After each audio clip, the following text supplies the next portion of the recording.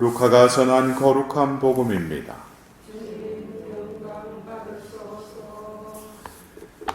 그때 예수님께서 제자들에게 말씀하셨다. 너희 아버지께서 자비하신 것처럼 너희도 자비로운 사람이 되어라. 남을 심판하지 마라. 그러면 너희도 심판받지 않을 것이다. 남을 단죄하지 마라. 그러면 너희도 단죄받지 않을 것이다. 용서하여라. 그러면 너희도 용서받을 것이다. 주어라. 그러면 너희도 받을 것이다. 누르고 흔들어서 넘치도록 후하게 되어 너희 품에 담아주실 것이다. 너희가 대질하는 바로 그 되로 너희도 대받을 것이다. 주님의 말씀입니다.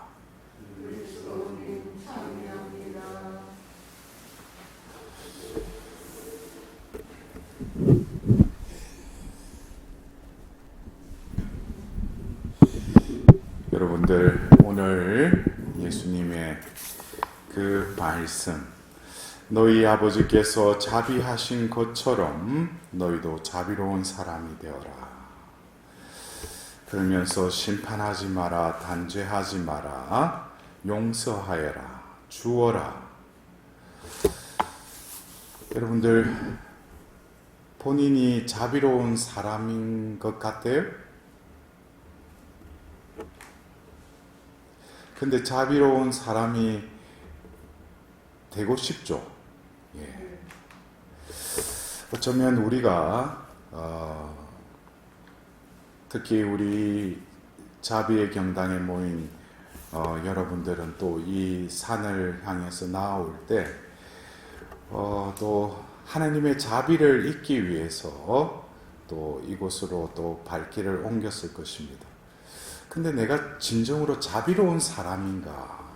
근데 우리가 겉으로 보면 자비로운 사람이라면 남에게 무엇을 또 자선을 베푸고 공유함을 또 남의 어떤 배고픔을 또 여러 가지 악한 상황에 놓여 있는 사람들에게 어떤 호의나 선의를 가지고 좋은 일을 또 베푸는 거. 그래서 우리가 파우스티나 성녀 일기에도 그 자비를 실천하는 것, 말과 기도와 행동을 통해서 자비를 실천해야 된다. 근데 중요한 것은 그 자비는 누구의 자비예요? 자기가 생각하는 이렇게 하면은 자비를 베푸는 것이겠지 하고 생각하는 그 자비예요? 우리가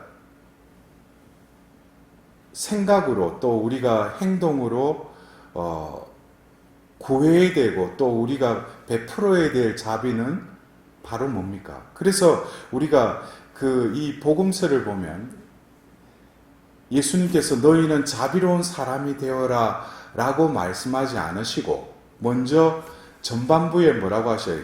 너희 아버지께서 자비하신 것처럼. 이게 어떤 면에서 우리가 다른 종교에 속한 이들도 자비를 베풀면서 살아가는 사람들이 있어요. 근데 우리 그리스도 교회에서 자비로운 사람이라는 것이 과연 성경에 나오는 하나님의 자비를 내가 깨닫고 더불어서 내가 자비로운 사람이 되려고 해서 자비로운 사람이 되는 것이 아니라, 그래서 예수님께서는 그 파우스티나 성녀에게 발현하신 예수님께서 꼭 이 자비의 성화 밑에 이 말을 적어라 하시면서 예수님 당신께 의탁하나이다. 결국 파우스티나 일기에도 나의 자비는 의탁의 그릇에 나의 자비를 부어주겠다고 그러셨어요. 그래서 우리가 어쩌면 이 20세기에 한 수도자를 통해서 당신을 자비의 예수님으로 또 드러내시고 더불어서 우리에게 또 자비를 비는 5단 기도를 또 가르쳐 주셨을 뿐만 아니라 그 일기책에는 자비의 존재. 그래서 여러분들이 그 파우스티나 성녀가 그 하나님께 그 자비의 또 존재가 되게 해달라고 기도했던 그 기도문 여러분들 아실 겁니다. 주님, 제 눈이 자비롭게 해주십시오. 제 귀가 자비롭게 해주십시오. 제 입이, 제 손이, 제 마음이, 제 발이 자비롭게 해주십시오. 그 기도문 여러분들 아시죠? 그죠? 예? 내가 어떤 자비 경당에 다니고 여기서 기도하고 그러니까 내가 자비로운 사람이다? 그렇게 될 어떻게 보면에서 확률은 더 많겠죠. 하나님께서 또 당신의 자비를 드러내시려고 또 이러한 곳을 또 세워주셨으니까. 근데 중요한 것은 파우스티나 성녀께서 그러한 기도를 바치시고 나서 그 말미에 이런 기도를 또 덧붙이십니다. 주님, 당신께서는 무엇이든지 하실 수 있사오니 제 자신을 주님 자신으로 변화시켜 주십시오. 라고 그 기도를 이렇게 마무리하고 계셔요. 결국 우리가 예수님께서 너희는 자비로운 사람이 되어라 라고 말씀하시기보다는 너희의 아버지께서 자비하신 것처럼 너희도 자비로운 사람이 되어라 그랬어요. 그러면은 우리가 우리의 아버지이신 그 하나님의 그 자비를 우리가 닮을 수 있어요? 닮을 수 있죠. 그러나 그분의 그 자비는 우리 이해력, 우리 경지를 뛰어넘는다는 것이죠. 우리가 이해할 수 없어요. 하나님의 자비. 왜냐? 지금 우리가 지내고 있는 이 사순 시기도 우리가 그리스도교 신자니까 예수님의 어떤 십자가를 보고 또 십자가 앞에 경배를 하지만 여러분들 예수님의 그 십자가를 통해서 우리에게 베풀어 주시는 그 하나님의 자비를 내가 얼마만큼 이해하려고 해도 이해하지 못하는 부분이 더 많죠. 우리가 이 예수님의 어떤 십자가로부터 드러나신 그 하나님의 자비를 조금이라도 이해한다면은 나도 역시 뭐예요? 남에게 그러한 삶을 살아가도록 삶이 변화가 되겠죠. 왜 깨달음이라는 것은 어떤 지성적인 차원에서의 깨달음뿐만 아니라 자기 삶이 바뀌게 되는 자기 존재가 바뀐다는 거예요. 자신의 존재가 변화되지 않고 어떤 기도를 많이 하고 단식을 많이 하고 그것은 어떤 면에서 자력갱생에 자신의 어떤 노력으로 하려고 하는 것이지 하나님의 그 은총에 온전히 의탁하지는 않는다는 것이죠.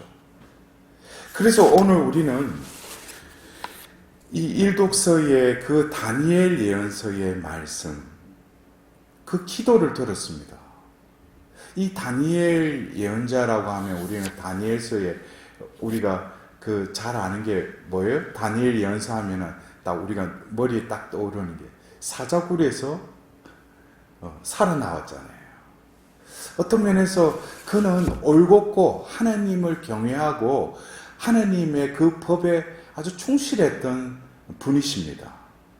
그러나 그의 삶을 뒷받침하는 그 기도의 내용을 보면은 어쩌면 오늘 우리가 들은 일독서의 이 기도는 개인 기도라기보다는 공동체 기도죠. 자신이 바치는 기도지만은 공동체를 염두에 두고 바치는 기도라는 거예요. 근데 오늘 여러분들이 다니엘 예언자의 그 기도의 그 내용 중에 두 번에 걸쳐서 뭐라고 하냐면은 저희는 오늘 이처럼 얼굴에 부끄러움만 가득합니다. 저희는 모두 얼굴에 부끄러움만 가득합니다. 라고 두 번에 걸쳐서 그렇게 기도하고 계셔요. 얼굴에 부끄러움만 가득하다는 거예요. 이거는 부끄럽다라고 표현할 수도 있지만은 이 기도는 우리가 제2수요일 사순시기를 시작하면서 숨어 계시는 일도 보시는 하나님께 골방에 들어가서 기도하라고 그러죠. 그럴 때 숨어 계신 하나님께 기도할 때 우리가 왜 골방에 들어가서 아무도 없는 그곳에서 하나님과 독대해서 기도하라고 하는가?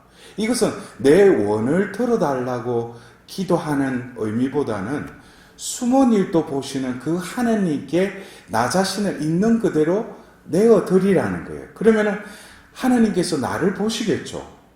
나를 보시면 그 하나님의 눈길과 더불어서 하나님의 마음이 전달이 되겠죠. 그러면은 나의 적나라한 내 있는 그들의 모습이 하나님의 빛에 의해서 드러나겠죠. 그럴 때 어쩌면 이 다니엘 예언자의 이런 기도가 나온다는 거예요. 주님께서 나에게 베풀어 주신 그 은총과 은혜가 얼마나 많았는데 내 딴에는 뭐 신앙생활 한다고 하지만은 하나님의 빛에 의해서 내 내면이 온전히 이렇게 비추임을 받으면은 나의 적나라한 모습을 통해서 결국 나의 실상을 보게 되는 것이죠. 그럴 때 오늘 이 하답송의 그 후렴과 같이 주님 저희 죄대로 저희를 다루지 마소서. 내가 아는 죄보다도 내가 모르는 죄, 또 끊임없이 자행되었던 그 죄의 찌꺼기들이 얼마나 많은지를 비로소 알게 된다는 것이죠. 그래서 저희는 모두 얼굴에 부끄러움만 가득합니다. 이 부끄러움은 어쩌면 우리가 이 부끄러움을 다른 말로 수치심이라고도 할 수 있죠. 근데 여러분들이 이 수치심을 느낀 것이 성경에 언제 그들이 수치심을 느꼈다고 그랬어요? 바로 죄를 짓고 나서 선악과 나무를 따먹고 나서 그 아담과 하와가 서로 알몸인 것을 알고 수치심을 느꼈다고 그랬죠. 근데 창세기 2장의 마지막 절에는 뭐냐면 그 둘은 알몸이었는데도 부끄러워하지 않았다 그랬어요. 여러분들 이 두 양상을 보면은 창세기 2장은 하나님이 당신의 모상으로 이 사람을 만드셨잖아요. 근데 그들이 알몸인데도 하나님 앞에서 부끄러워하지 않았다는 거예요. 근데 비로소 죄가 성립되면서 그들의 눈이 열렸다고 그랬어요. 이 눈은 뭡니까? 하나님과의 관계에 있어서 하나님을 바라보고 하나님의 눈을 응시하고 하나님 마음을 헤아릴 줄 아는 그 마음과 눈이 바로 창세기 2장의 원죄 이전의 그 상태였다면 죄가 들어와서 그들이 눈이 열렸다는 것은 바로 창세기 2장의 원래 창조해서 바라보았던 눈은 어떻게 됐다는 거예요? 닫혀졌다는 거예요. 또 다른 눈이 열렸다는 거예요. 그러면서 그들이 알몸인 것을 서로 바라보면서 수치심을 느끼면서 가리기 시작했다는 거예요.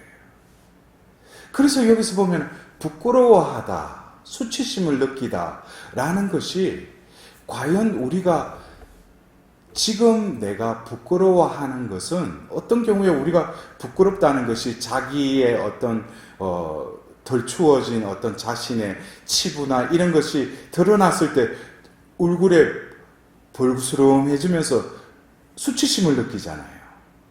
근데 이 수치심 말고 지금 이 다니엘 예언자가 기도하는 부끄러움이라는 것은 어떤 면에서 죄 속에 파묻혀 살면서 느끼는 그 부끄러움이 아니라 하나님의 비단에 들어가니까 비로소 뭡니까? 그 전에 하나님께서 나를 창조하시고 나에게 모든 은총을 다 베풀어 주셨는데 그것에 걸맞지 않는 삶을 살아가고 있는 그것에 대한 부끄러움이라는 거예요. 여러분들 이해가 되셔요? 그래서 이 부끄러움을 이야기하면서 다니엘 예언자는 이 9장 7절에 부끄러움만 가득합니다 하고 이어서 뭐라고 하냐면 유다 사람, 예루살렘 주민들, 그리고 가까이 살든 멀리 살든 당신께 저지른 배신 때문에, 여기서 배신이라고 그래요. 여러분들, 배신이라는 것은 어떤 관계가 흐트러져 버린 것이죠. 그래서 이 다니엘 예언자가 이 부끄러움을 느끼면서 결국 하나님은 올곧게 신실하게 우리에게 당신의 사랑과 자비를 그냥 베풀어 주셨는데, 우리는 계약을 맺고 그 관계 안에 살지 못하고 우리는 어떻게 했다고? 배신했다고, 이렇게 표현을 하는 거예요. 그 관계가 뒤틀려 버렸다는 거죠. 그래서 어쩌면 우리가 이 사순 시기를 지내면서 이 다니엘 예언자의 그 마음처럼 그 숨은 일도 보시는 그 하느님 앞에서 비로소 이 제약의 눈이 감기고 원래 하느님이 창조하신 그 눈이 열리면 내가 얼마나 죄인인가를 실감하게 될 뿐만 아니라 하느님 앞에서 또 다른 부끄러움을 느끼게 된다는 것이죠. 그리고 더불어서 하느님과의 관계 속에서 자신이 배신하였다는 것을 또 더불어서 느끼게 되는 것이죠. 그러나 중요한 것은 우리가 이 배신을 다시 키워갖는다? 우리는 끊임없이 하나님의 사랑과 자비를 배신하였기 때문에 우리 힘으로는 어떻게 할 수 없지만, 오늘 복음의 이 말씀처럼 어쩌면 우리가 자비로운 사람이다 라고 한다면, 여러분들이 나름대로 자신이 어떤 하나님의 자비를 잊고 자비로운 사람이 되었다면 이어서 하는 그 말씀이 어떻게 돼야 돼요? 다 이루어져야 되겠죠. 여러분들 그래요? 남을 심판하지 마라. 남을 단죄하지 마라. 용서하여라. 여러분들 어떻게, 내가 자비로운 사람이 되고 싶은데 이 남을 심판하고 단죄하고 용서하는 것이 지금 내 삶에 있어서 아주 자유롭게 쉽게 이게 되고 있어요?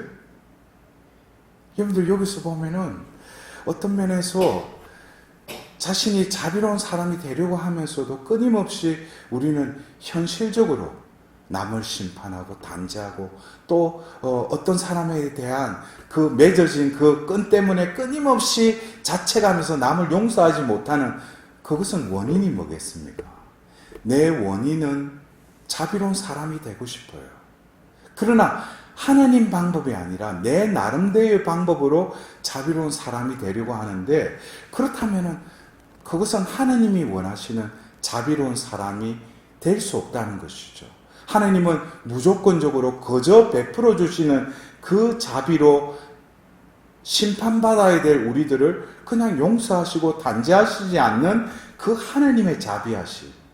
그래서 우리가 어떤 면에서는 이 사순 시기를 지내면서 이 독서와 이 복음의 말씀들을 이렇게 이어서 생각한다면 결국 우리는 자비로운 사람이 될 수 있다 없다? 자비로운 사람이 될 수 없죠. 그러나 자비로운 사람이 되려면 먼저 전반부에 너희 아버지께서 자비하신 것처럼 이라는 그 말씀이 내 안에서 온전히 이루어져야 된다는 거예요. 그렇다면 자비로우신 그 하느님이 바로 내가 기도하는 대상으로서의 하느님일 뿐만 아니라 내 안에, 내 삶의 중심에 그 하느님이 자리 잡으셔야죠. 내가 자비로운 사람이 되는 것이 아니라 내 안에 자비로우신 그 하느님이 머물고 계실 때 나는 저절로 자비로운 사람이 될 뿐만 아니라 자비로운 사람으로 남을 심판하고 단죄하고 용서하였던 내가 단죄하지 않고 용서하고 그 다음에 단죄하지 않는 사람으로 하느님의 자비가 나를 통해서 흘러갈 때 비로소 내가 자비로운 사람이 된다는 거예요. 이 원리를 우리가 깨닫는다면 어쩌면 하느님께서는 당신 아드님을 이 땅에 보내셔서 죽기까지 우리를 사랑하셨다고 그랬어요. 그 사랑하신 그 하느님께서는 당신의 아들을 죽게 하셔서 우리에게 무엇을 베푸십니까? 자비를 베푸시게 하시죠. 그래서 우리는 이 하나님의 자비는 우리가 도저히 이해하지도 못하고 상상하지 못하지만, 그러나 하나님의 자비가 내 안에 머무르 있다면, 그러면 하나님의 자비가 내 안에 머무르려면 결국 예수님 당신께 의탁하나이다 라는 자신의 존재를 하나님께 온전히 의탁할 때 하나님께서 내 안에 당신의 자비로 머무신다는 거예요. 그럴 때 파우스티나 성녀의 그 기도와 같이 주님 제 자신을 주님 자신으로 변화시켜 주십시오 라는 기도가 비로소 이루어진다는 것이에요. 그럴 때 바로 예수님께서 자비로운 사람이 되라고 해서 너희는 왜 단죄하느냐, 너희는 왜 심판하느냐, 너희는 왜 용서하지 못하느냐 이렇게 하시지 않죠. 너희들이 할 수 없는 것을 억지로 하나님은, 예수님은 주문하지 않으셔요. 방법이 있다는 거예요. 그것은 나로서는 할 수 없지만 나는 할 수 있다. 그래서 너희 가운데 네 안에 내가 머무르면 자비 자체이신 내가 그것을 이루어 주겠다. 그래서 그 베드로 사도도 초대교회의 그 고통 중에 있는 그 교회를 향해서 편지를 쓰면서 뭐라고 하셔요? 여러분은 한때는 자비를 입지 못하였지만 지금 하나님의 자비를 입은 백성입니다 라고 말씀하셔요. 여러분들 그래요? 우리가 자비로운 사람이 되려면 자비를 입어야죠. 또 자비를 입을 뿐만 아니라 그 자비가 나를 통해서 흘러가고, 자비로우신 예수님이 나를 통해서 보고 듣고 말하고 행하는 주체가 될 때 세상 사람들이 원하는 내 자신이 바로 자비로운 존재로 하나님께서 나를 변화시켜 주신다. 우리는 오늘 또 이 자비 경당에 머무르면서 하나님께 자비로운 사람이 되고 싶습니다라고 기도하고 있지만 진정으로 예수님께서는 우리에게 말씀하십니다. 나에게 의탁해라고. 나에게 모든 것을, 너의 존재를 나에게 온전히 의탁하는 너에게 내가 진정으로 너의 존재를 자비로운 사람으로 변화시켜 주시라. 오늘 하루도 이 말씀이 우리 가운데 이루어질